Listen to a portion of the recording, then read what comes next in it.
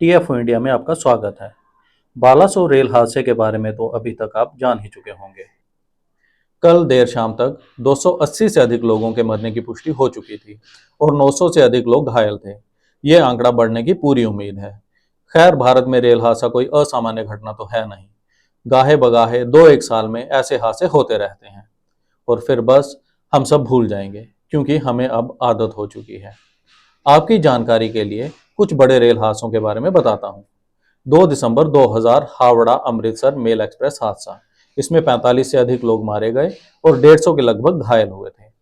22 जून 2001 कदालुंडी rail हादसा। जब Mangalore Chennai mail कदालुंडी नदी के ऊपर से गुजर रही थी, उसके 4 डिब्बे पटरी से उतर गए और नदी में जा गिरे। इस हादसे में 52 लोगों की मृत्यु हुई थी और 300 से अधिक घायल हुए थे।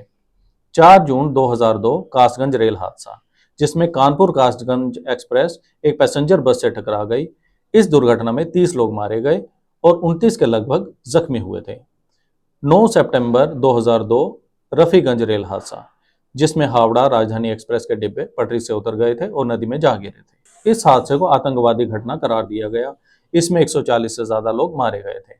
इनके अलावा गोल्डन टेम्पल मेल हादसा, Karwar Mumbai central holiday special rail हादसा, गोलकोंडा एक्सप्रेस रेल हादसा, मत्स्यगंधा एक्सप्रेस रेल हादसा, जम्मू तवी एक्सप्रेस रेल हादसा, डेल्टा फास्ट पैसेंजर रेल हादसा, मथुरा छपरा एक्सप्रेस रेल हादसा।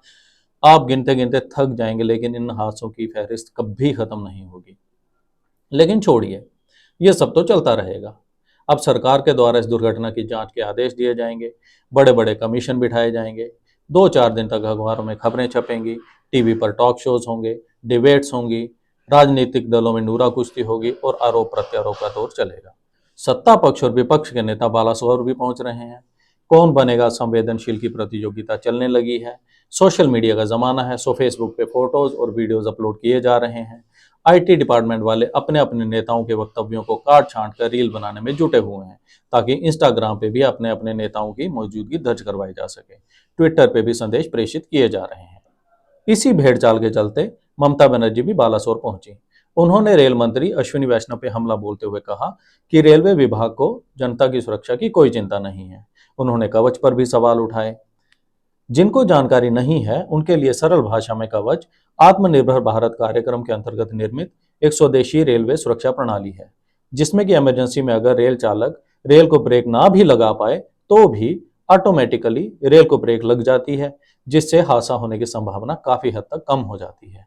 अब यहाँ ममता बनर्जी ये भूल गई कि वो खुद भी रेल मंत्री रह चुकी हैं और उनके कार्यकाल में यानी 2 दिसंबर 2000 को अंबाला डिवीजन में हावड़ा अमृतसर रेल हादसा हुआ था, जिसमें 50 के लगभग लोग मारे गए थे और 150 से अधिक लोग जख्मी हुए थे। तब उन्होंने भी जांच के आदेश दिए थे और मृतकों के प्रति अपनी संवेदनाएं व्यक्त की थी। मतलब उन्होंने भी एग्जैक्टली वही किया था जो आज अश्विनी वैष्णव कर रहे हैं। इसी मौके पर एक और पूर्व रेल मंत्री लालू प्रसाद यादव का भी स्टेटमेंट आया है।